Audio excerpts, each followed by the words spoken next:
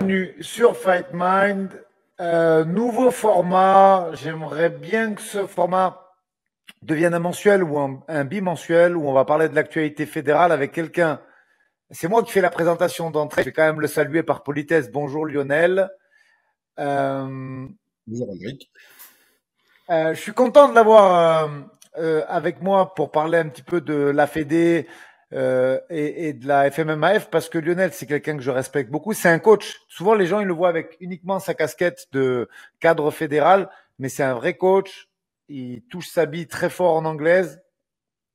Il a été entraîneur de l'équipe de France. Moi, j'ai eu la chance de le remplacer juste après que Manon ait été. Parce que souvent, ils associent les gens le succès de Manon directement avec moi, j'ai un peu évincé avec la suite, mais non, il faut rendre à César ce qui est. C'est Lionel qui a détecté Manon alors qu'elle savait même pas faire une clé de bras. C'est Lionel qui a cru en elle et c'est Lionel qui l'a rentré, qui l'a fait devenir championne du monde. Il faut quand même recontextualiser les choses. C'est comme ça que ça s'est passé. Et moi, j'ai pris la suite de Lionel après, qui est parti sur d'autres fronts au sein de l'équipe de France qui était à l'époque c'est FMMA, je crois, si je dis pas de bêtises, c'était pas encore FMMAF. Et voilà exactement comment l'histoire s'est passée. Bonjour Lionel, comment vas-tu? Bonjour Aldric, ça va très très bien, merci. Alors, je t'ai fait venir pour, même si aujourd'hui les gens ont compris qu'il y avait donc cette fédération qui s'est créée depuis maintenant quelques années, je voulais qu'on qu'est-ce que c'est, comment tu as pris les choses en main, euh, comment elle s'est créée, comment elle s'est structurée. On fait un petit retour rapide là-dessus parce que je sais que les gens qui nous suivent sur Fight Mind sont très intéressés de ça. Et après, on parlera de l'actualité et des nouveautés et de tout ce que tu as mis en place sur le futur. Je te donne un petit peu la parole là-dessus. Je t'écoute. Vas-y. Déjà, merci pour cette présentation très élogieuse, mais c'est vrai que pour revenir juste là-dessus, le parcours des athlètes, il est important, mais c'est le travail qu'on fait en équipe, il est d'abord sous-tendu par ce qui est fait dans les clubs. Donc Manon, c'est une opportunité pour elle peut-être d'avoir été sur les compétitions IMAF, mais il y a eu un énorme travail derrière pour faire briller ce qui était fait en club. Donc du coup, Monsieur Cassata, félicitations pour tout ça. À l'issue de justement la période où moi j'étais à la CFMMA, je suis rentré ensuite à la Fédération française de boxe. Donc j'avais passé le concours pour être cadre d'État et le directeur technique national de l'époque reçoit une notification comme quoi le ministère souhaite mettre en place et légaliser le MMA en France. Et pour cela, en fait, il va demander à toutes les fédérations de sport de combat qui le désirent, de rédiger un dossier pour déterminer de quelle manière justement le MMA pourrait ou serait encadré en France si jamais la fédération concernée avait le projet. Et connaissant justement les activités que j'avais eues avant la boxe, le DTN m'a confié le projet, j'en ai assumé la rédaction et c'est ce projet-là qui a été retenu par la direction des sports. Donc aujourd'hui, le projet de la FMMAF, c'est la continuité de cette rédaction avec des jalons des espaces-temps en fait, et on est typiquement sur la feuille de route qui a déjà été rédigée. Donc on a rédigé ça en 2018, fin 2018, début 2019. Ça a été instruit par la direction des sports fin 2019 et le choix s'est porté au 30 janvier 2020. Donc c'est le même projet que ce qui a été rédigé déjà en 2019.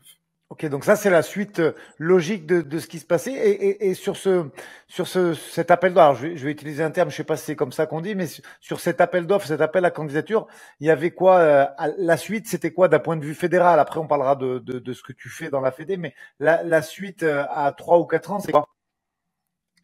Donc ça s'appelait un appel à manifestation d'intérêt. Parfois le ministère il en relance ou il y a d'autres ministères qui en lancent. Et c'est comme tu le dis, c'est des appels d'offres. Et à l'intérieur, ce qui était demandé, c'était notamment de quelle manière allait être encadrée l'activité professionnelle, de quelle manière allait être assumée et assurée la formation des entraîneurs, le médical, le code sportif, puisqu'en fait il n'y avait pas de code sportif pour le MMA en France puisqu'on n'avait pas l'activité.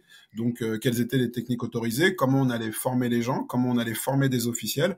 Et c'est là que s'est posé aussi la question des niveaux. Donc, comment seraient déterminés les niveaux, d'où la mise en place des grades techniques qui ont été élaborés avec Johnny Frachet. Gros travail de Johnny sur la cohérence et la coordination des grades techniques.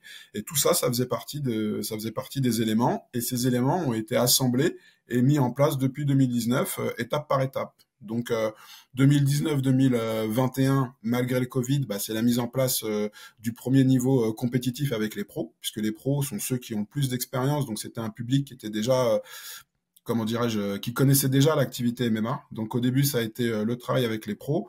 Ensuite, les compétitions avec les amateurs. Et cette saison, on va lancer les compétitions avec les mineurs. Et parallèlement à ça, de la même manière, une montée en puissance sur la formation des officiels et sur la formation des entraîneurs. Ouais, je crois que la première compétition pour les jeunes, c'est le 25 à Miramas, c'est ça? C'est un peu un test, en fait? C'est ça que vous allez un petit peu, ce qui va se passer dans cette journée pour affiner définitivement le règlement? C'est un peu ça?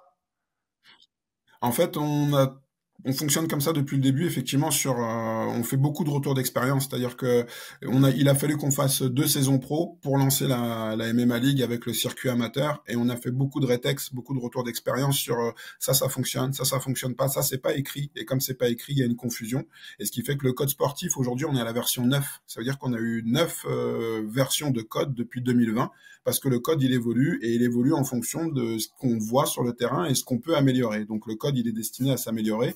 Aujourd'hui, le public le plus fragile et le plus sensible, c'est le public jeune, puisqu'on va avoir des U18, donc c'est les 16-17, on va avoir des U16 et des U14. Et les 14, c'est des 12-13. Donc aujourd'hui, si on se dit, on va faire de la compétition avec des 12-13, il faut qu'on ait des arbitres qui soient bien rodés, il faut qu'on ait un dispositif qui soit bien rodé, un médical qui soit bien rodé, pour qu'on puisse les accueillir dans les meilleures conditions, en fait.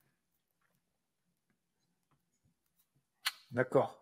Donc ça s'oriente vers les jeunes très rapidement. Aujourd'hui, dans le cursus fédéral, on peut devenir grade jaune, grade orange, grade vert. Je tiens à le dire vraiment, moi j'ai eu la chance d'être formé, de pouvoir faire passer ces grades aujourd'hui. J'ai trouvé ça hyper complet et hyper intéressant dans toutes les dimensions. On fait vraiment du MMA, on fait pas du rafistolage avec plusieurs disciplines. J'ai été moi vraiment agréablement surpris quand j'ai fait ça avec Flavio et Jackie Ruidavé, que je salue d'ailleurs. Et il va y avoir une suite. Est-ce que quelqu'un qui veut passer ses grades et devenir une future black belt de MMA, ça va être quelque chose de possible dans les mois à venir? Oui, c'est ce qu'on va proposer justement sur la saison prochaine. C'est-à-dire que en fait, on a des grades qui sont des grades pivots. Donc effectivement, comme tu l'as dit, on a les grades jaune et orange qui peuvent être passés en club aujourd'hui. Le grade vert, il faudra venir sur un rassemblement fédéral. Et ensuite, le grade bleu et violet, ça pourra être fait en club. Et le grade marron, ce sera aussi un grade qui sera passé sur des rassemblements fédéraux. Et il est envisagé que désormais, pour combattre en pro d'ici 2 saisons, on va dire, il faudra être titulaire du grade marron. En fait, on veut s'assurer de la qualité technique et de la compétence technique sur tous les aspects du MMA pour alimenter le circuit pro, de manière à élever aussi techniquement, aussi bien comme on l'a fait pour le niveau des amateurs, le niveau sur les pros, en fait. Mais je suis assez d'accord avec toi. Tu sais qu'aujourd'hui, alors attention, hein, quand je parle d'amateur, je parle de IMAF notamment, parce que tu sais que j'en rate aucune des compétitions.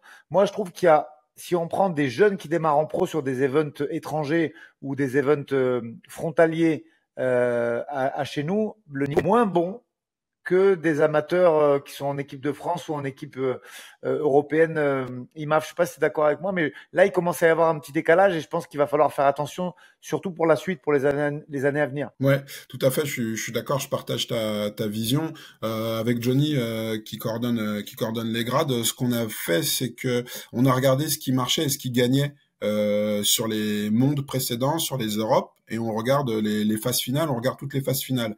On identifie les techniques qui fonctionnent, on identifie ce qui se passe en lutte, ce qui se passe en percussion, et l'avantage qu'on a, c'est qu'on peut réinjecter ça, nous, dans la codification technique des grades.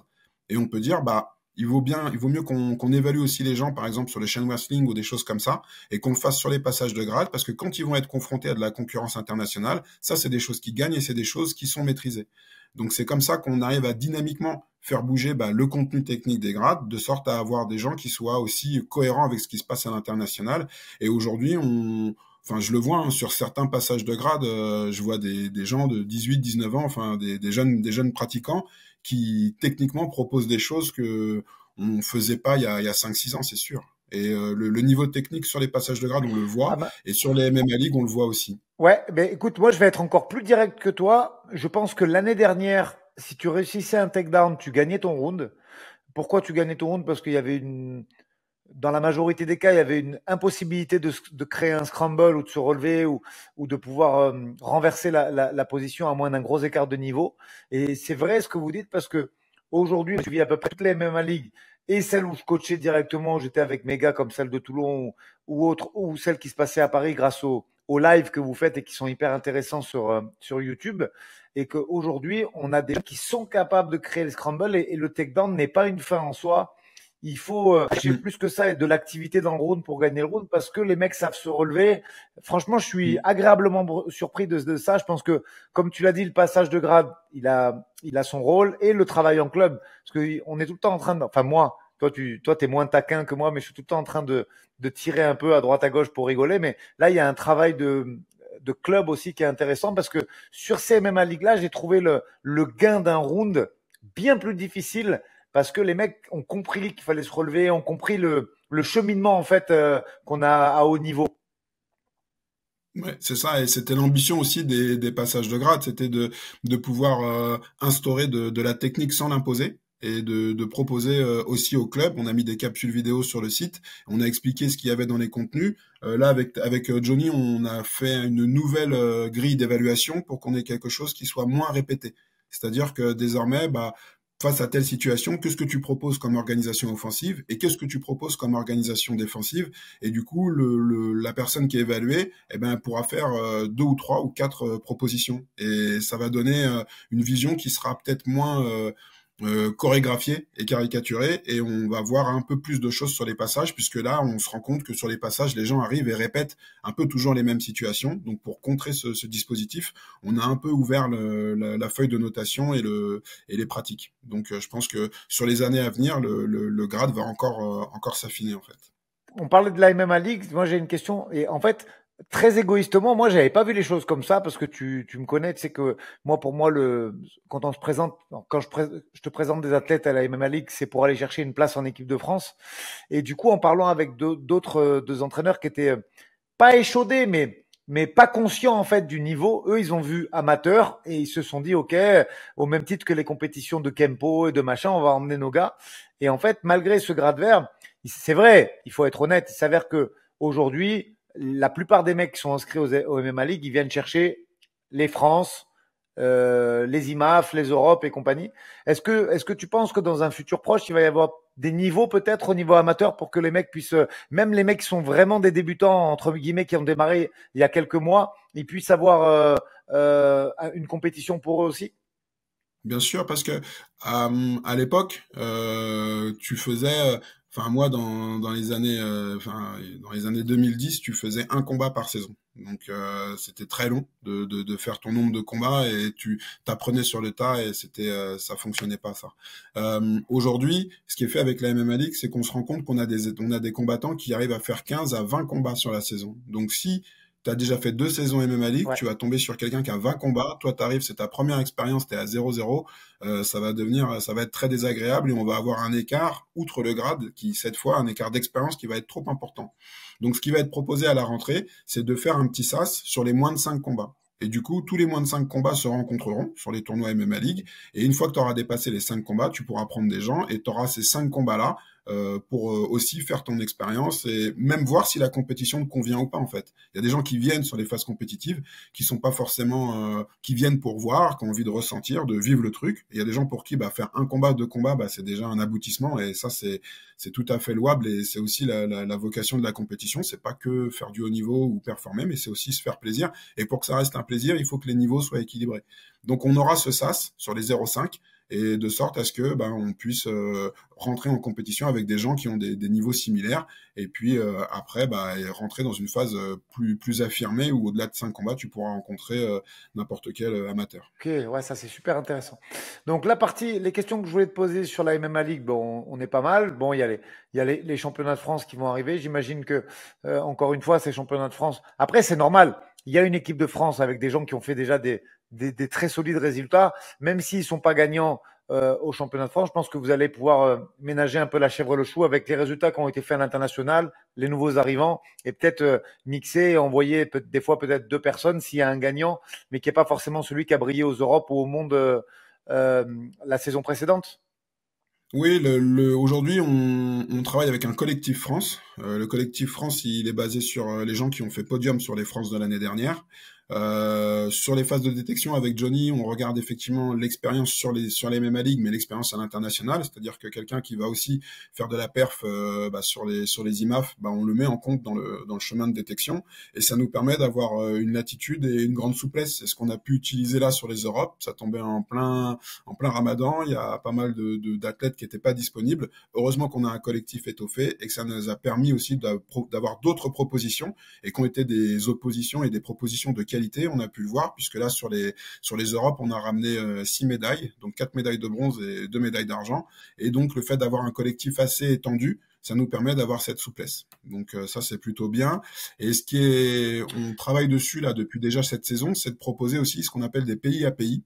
Donc c'est de faire sur les étapes de MMA League, faire un France-Espagne, faire un France-Portugal, faire un France-Angleterre, en faisant, en proposant des oppositions avec les membres du collectif France et d'autres membres des équipes nationales des pays frontaliers en fait. Ok, ok, ok. La partie MMA League, je te laisse rajouter quelque chose si tu veux le rajouter. Donc, en résumé, ça s'étoffe un petit peu avec les moins de 5 combats dès l'année prochaine. Il y a la Oui, création, après votre compétition un peu pilote du 25 mai à Miramas, qui va permettre de, de, de régler un petit peu les juvéniles, c'est ça, si on peut dire ça comme ça. c'est ça. Et bien sûr, l'équipe est composée maintenant avec le collectif France et les gagnants sur les IMAF pour les championnats. Donc d'Europe, on vient d'y passer. Et du monde, les dates, c'est toujours, même si je crois que c'est pas pareil maintenant, c'est plutôt délocalisé, mais c'est toujours en début d'année, quoi. Enfin, en début de saison fédérale, les championnats du monde IMAF. Alors aujourd'hui, on n'a pas trop de visibilité sur les dates des championnats du monde IMAF. On pense que ce sera fin 2024, début 2025. Ok, ah ouais, d'accord. Ils les font plus en octobre comme avant, là, ce sera vraiment sur la fin d'année. Ouais, ça glisse un peu, ouais. Ok. Donc pour les grades, on en a un petit peu parlé. Pour la MMA League aussi. En fait, avant de te recevoir, j'avais fait un peu le tour avec pas mal de responsables de clubs et trucs comme ça, avec des questions intéressantes en plus qu'ils m'ont donné. Donc je continue à dérouler un petit peu mon fil. Les gens m'ont dit, Aldric, est-ce qu'il va y avoir prévu des diplômes qui permettent d'avoir peut-être une carte pro ou d'aller chercher des diplômes entre guillemets supérieurs au sein de la FMMAF. Qu'est-ce que tu peux me dire là-dessus? Les diplômes professionnels, ça fait partie des chantiers, mais c'est pas uniquement dans les mains de la fédération, puisqu'en fait nous on n'a pas l'autorité pour créer des diplômes. Pour ça, c'est un organisme en France qui s'appelle France Compétences, et c'est France Compétences qui détermine quel diplôme peut être mis en place. Et France Compétences va gérer aussi bien, on va dire le CAP coiffure que le master en sciences appliquées ou des choses comme ça. Tous les diplômes inscrits au registre national des certifications professionnelles, ça c'est France Compétences qui le gère. Donc ils ont bien nettoyé les diplômes de la filière sport, parce que on avait des disciplines qui proposaient des CQP, des BP, tout un tas de qualifications professionnelles. Et aujourd'hui, ça a été clairement épuré. Et le dossier MMA a été abordé, j'ai proposé des choses. Maintenant, faut pas oublier que c'est des diplômes à finalité professionnelle, et par conséquent, si on n'a pas de statistiques, si on n'a pas d'informations sur les débouchés professionnels dans l'encadrement du MMA, France Compétences n'ouvrira pas la voie d'accès en fait. Donc, il nous faudrait aussi un recensement. Il faudrait D'accord. avoir des éducateurs diplômés. En fait, si tu veux, on a un gros dossier à produire, et pour pouvoir rassurer France Compétences et leur dire, si vous ouvrez cette voie d'accès et cette voie diplômante, derrière il y a de l'emploi, puisque l'objectif de cet organe-là, c'est avant tout de créer des certifications pour les gens qui cherchent un emploi et pour créer de l'emploi en fait. D'accord. Ok. Donc aujourd'hui, le mec qui a un club de MMA, il peut se défrayer pour donner des cours, mais à moins qu'il ait un diplôme qu'il a passé avant de s'affilier à la FMF, il peut pas encore être rémunéré sur un CDI, par exemple, associatif ou un truc comme ça. C'est comme ça, c'est ça à peu près. C'est ça, et c'est ce qui est totalement paradoxal. Donc j'avais soulevé ça auprès du ministère en 2020 en disant que aujourd'hui la seule qualification qui te permet d'enseigner contre rémunération, c'est ce qu'on appelle un certificat complémentaire. Donc c'est une petite formation qui s'ajoute aux gens qui ont déjà un diplôme professionnel existant. Et donc si tu avais un BP en judo, en kick, en lutte, en karaté, tu passes le certificat professionnel et une fois que tu es titulaire du CCMMA, du certificat complémentaire enseigner les arts martiaux mixtes, tu peux enseigner contre rémunération. Et je dis, bah en fait, moi j'ai des tas de gens qui sont des entraîneurs compétents et qualifiés, mais qui n'ont pas passé de BP lutte ou de BP Muay Thai ou BP kickboxing, qui eux ne peuvent pas travailler, alors qu'en fait on va avoir des éducateurs qui sont compétents et formés sur d'autres disciplines et qui juste avec cet ajout vont pouvoir encadrer contre rémunération. Donc c'est totalement paradoxal et c'est une question qui a été posée en 2021 et aujourd'hui on reste dans le même paradoxe en fait. Donc là l'idée c'est de pouvoir nous trouver une voie qui soit pas forcément la voie du BP, mais qui soit une voie professionnelle qui permette un accès sans passer par le BP qu'on connaît ou le DE et passer par une autre voie avec ce qu'on appelle les titres à finalité professionnelle qui seraient un peu différentes. Et ça fait partie des travaux qui vont commencer à partir de septembre 2024. Maintenant, on va avoir un cadre supplémentaire à la fédération qui va travailler que sur les formations et ça fait partie de ces chantiers prioritaires. Ok. J'avais une question, mais je crois qu'elle est plus trop d'actualité, mais qui m'ont envoyé, mais je vais quand même te la poser. Il y a une campagne, alors je crois qu'elle vient d'être terminée ou qu'elle va se terminer, qui permettait de créer son dojo et des choses comme ça. C'est quelque chose que vous allez refaire, c'est quelque chose qui est définitivement terminé. Tu veux en parler un petit peu sur la chaîne? Alors il y avait effectivement il y avait le PSF qui est qui accompagne les projets sportifs fédéraux. C'est géré par l'Agence nationale du sport et en fait c'est l'agence qui alloue des enveloppes budgétaires et les clubs proposent des projets pour y répondre. Donc il y avait ce programme de subvention là qui existait. Donc on a des clubs de MMA, on a une dizaine de clubs qui a renvoyé des dossiers à la fédération. Donc ça c'est vraiment super. Et parallèlement à ça, il y a un programme qui était le programme des 1000 dojos, qui lui aussi a été mis en place par l'agence, qui va continuer encore jusqu'aux Jeux Olympiques. Et après, c'est l'Agence nationale du sport qui, elle, va déterminer si elle rouvre des enveloppes budgétaires pour ce type de projet. En tout cas, on va continuer justement de rester en veille avec l'agence. Donc c'est un travail qu'on fait conjointement avec eux. Et dès qu'il est possible de savoir qu'il y a des enveloppes comme ça fléchées à destination des clubs, c'est une communication que nous on fera au sein de la FMMAF pour que les clubs puissent en bénéficier. Ouais. Ok, donc ça veut dire que, parce que je sais que sur Fightman, on a beaucoup de responsables de clubs et d'entraîneurs de clubs qui font partie de l'audience. Donc aujourd'hui, il y a toujours le programme 1000 Dojo qui est ouvert à ces gens-là. Est-ce que tu peux en parler un petit peu plus ou est-ce que tu préfères que ça passe dans notre podcast éventuellement? Non, 1000 dojos très très rapidement. L'idée c'est qu'on est éligible. Moi, c'est une question que j'avais posée à l'agence en disant, est-ce que c'est que les dojos ou est-ce que nous salles de MMA on est éligible et on m'a confirmé qu'en fait les salles de MMA sont éligibles. Les 1000 dojos c'était pour l'implantation de clubs dans notamment les quartiers prioritaires. Et à partir de ça, il y avait un montant. Je crois que c'était supérieur à 60%. De prise en charge des travaux qui étaient assurés par la subvention. Donc ça permettait de monter des salles et des structures dans des endroits comme ça qui pouvaient bénéficier de ce type d'implantation parce que ça aide à développer en fait la pratique sur le lieu. Et donc il y avait un accompagnement une fois que le budget est créé et que le projet est monté à hauteur dans ma tête c'était plus de 60%. Ok. Ah super. Donc ça va continuer. Est-ce que ça va prendre une autre forme après les Jeux? C'est possible. C'est pas dit que ce soit totalement interrompu, mais aujourd'hui, on n'a pas plus d'informations que ça, puisqu'ils sont pas arrivés aux 1000 dojos. Il y a des fédérations qui ont vraiment mis de la ressource là-dessus, et donc qui ont quand même proposé un certain nombre de dojos, mais comme on n'est pas arrivé aux 1000, je pense que l'enveloppe budgétaire, elle existe toujours, et j'espère qu'elle existera après les Jeux. Ok. Question pareille, alors même si c'est pas une question moi que je t'aurais posée, mais comme il y a plusieurs personnes qui me l'ont posée, je me fais porte-parole et je te la pose aussi. Euh, Aujourd'hui, je suis un ancien sportif qui a 40 balais ou 35 balais et je veux monter mon dojo. D'un point de vue formation, est-ce que tu peux me tracer le chemin de réflexion et de formation que je dois faire pour pouvoir être en règle et avoir mon dojo de MMA, enfin pouvoir postuler à avoir mon dojo de MMA avec la mairie l'année prochaine, par exemple? Nous, ce qu'il nous faut, c'est que dans chaque gym, il faut qu'on ait un entraîneur diplômé. Donc, il faut être titulaire du brevet fédéral 2. Le brevet fédéral 2, pour le passer, il faut avoir le grade vert. Il y a sur le site de la fédération, fmmaf.fr, on retrouve tous les allègements qui permettent de dispenser du brevet fédéral 1. C'est-à-dire que le brevet fédéral 1, si tu as un diplôme dans d'autres fédérations, en kick, en muay, en lutte, en judo, en taekwondo, eh ben en fait, tu n'as pas à passer le brevet fédéral 1. Si tu n'as aucun brevet fédéral, tu devras passer le 1. Il n'y a pas besoin de grade. Ensuite, pour aller sur le 2, il faut passer le grade vert. Ensuite, on s'inscrit sur le 2, il est 100% en ligne.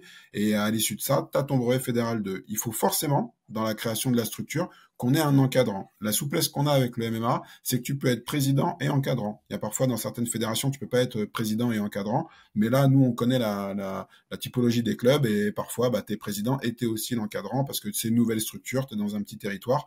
Et ben, du coup, tu peux être président encadrant, il te faudra juste un trésorier et tu peux commencer ton affiliation. Donc le sésame, c'est d'avoir une ressource qui a le BF2 ou de toi-même passer le brevet fédéral 2. Et pour ça, bah, il faut valider ton grade technique et faire la formation qui est en ligne. Ok.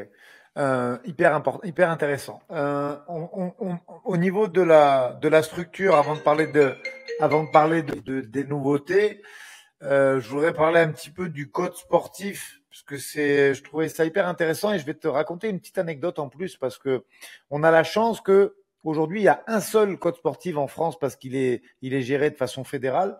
Et petite anecdote intéressante, quand on parle des États-Unis, on dit souvent oui, ils ont déjà fait depuis des années le MMA, depuis les années 90, tout ça.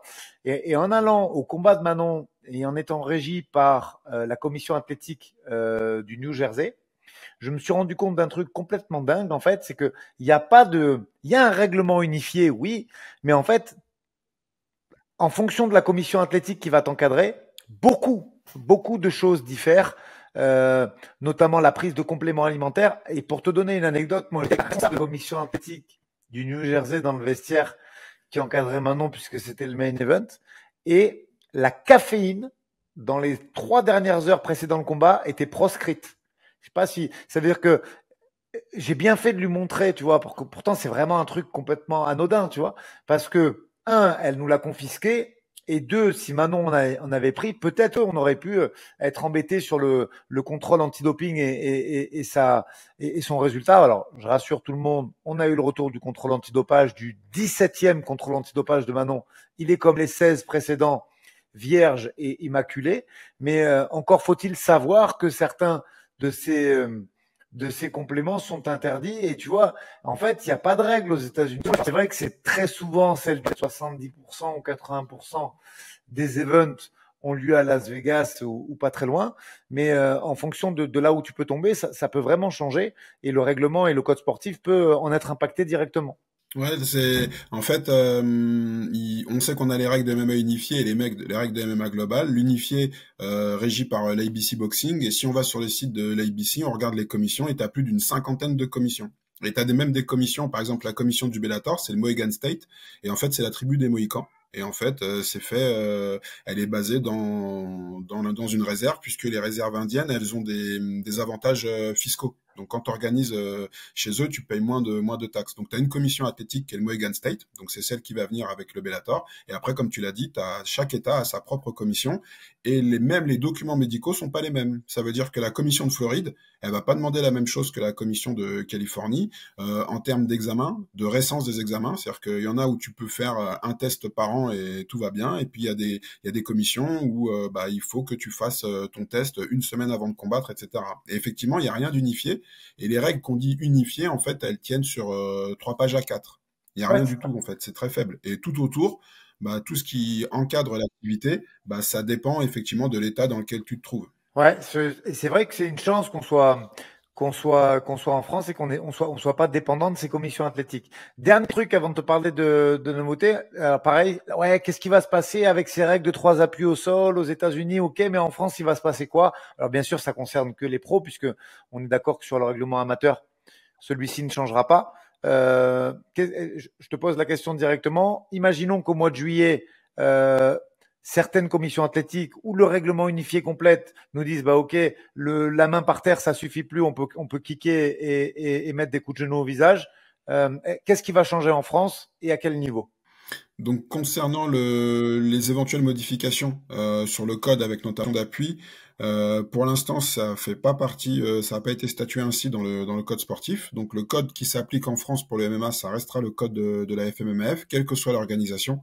Donc c'est-à-dire que y compris si l'UFC vient ou si le Bellator, ce qui s'applique c'est le code de la FMMAF. Donc à moins que le bureau technique des officiels de la FMMAF demande une révision ou instruise quelque chose à ce niveau-là. Pour l'instant, ça fait pas partie des choses modifiées. Donc, la règle qu'on avait jusqu'à présent continue de s'appliquer, quelle que soit l'organisation. Super. Eh ben écoute, au niveau des questions et que j'avais recensées au niveau des acteurs ou sur des choses qui vont arriver dans les jours à venir au niveau de la vie fédérale. Là, sur le plan fédéral, comme on l'a dit, on va pouvoir commencer à mettre en place les compétitions pour les jeunes, là, pour les moins de 18. L'idée, c'est aussi de pouvoir passer sur le brevet fédéral 3, qui est le dernier volet de la formation fédérale, avec des contenus spécifiques pour l'encadrement des jeunes, l'encadrement du public féminin et l'encadrement des compétiteurs.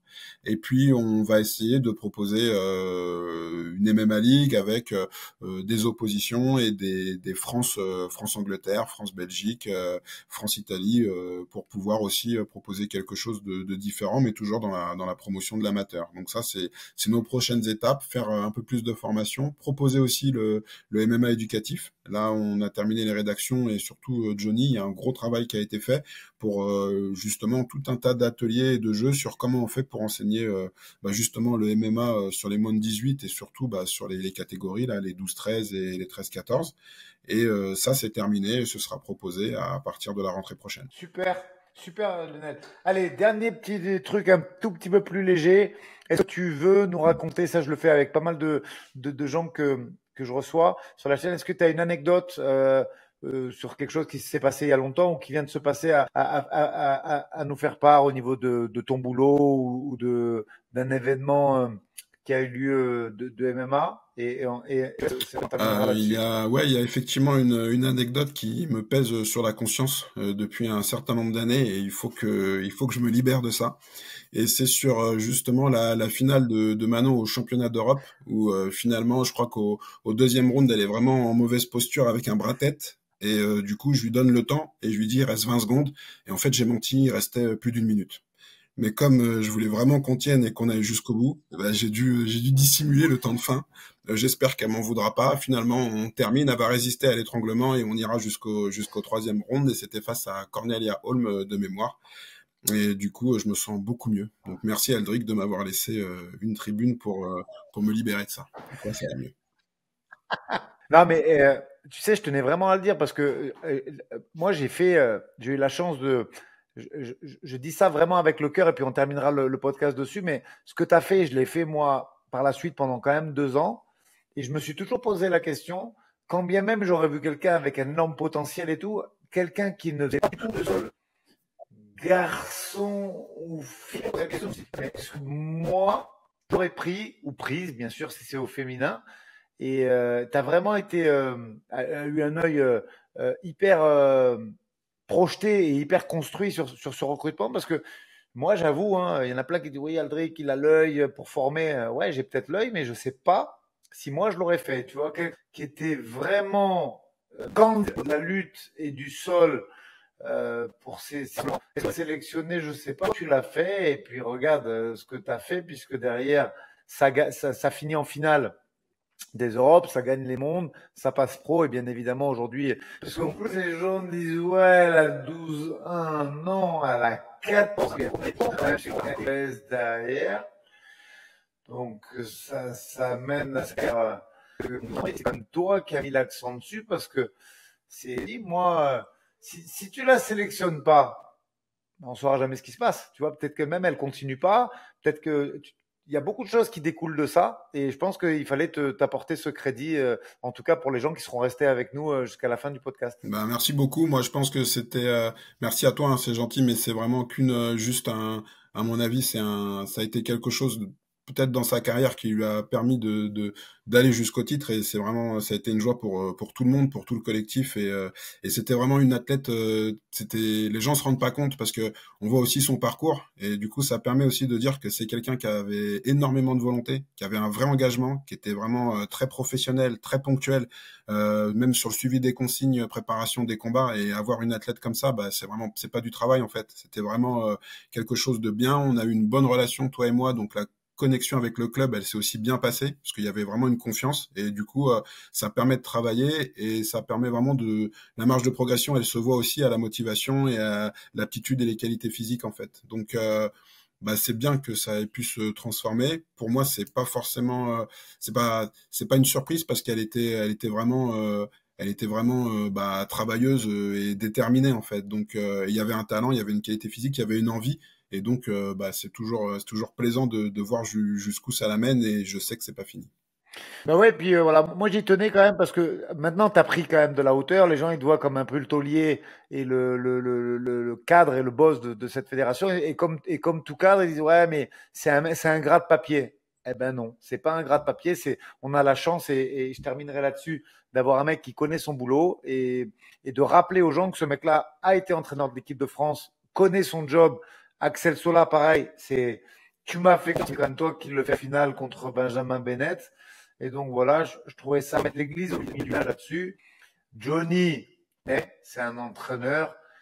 Aujourd'hui, il a une des plus grosses équipes de France et de Paris avec l'US Metropolitan. Tu sais, le MMA, c'est quand même un milieu où la culture de l'instant est vraiment présente.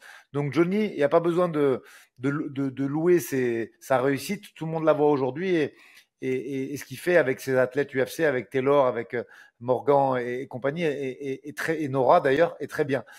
Mais toi, tu n'es pas un gras de papier, tu n'es pas un mec qui est arrivé là parce que tu as un diplôme fédéral, tu es un mec comme nous à la base qui a entraîné des gars et qui allait les coacher, donc je trouvais important de le rappeler.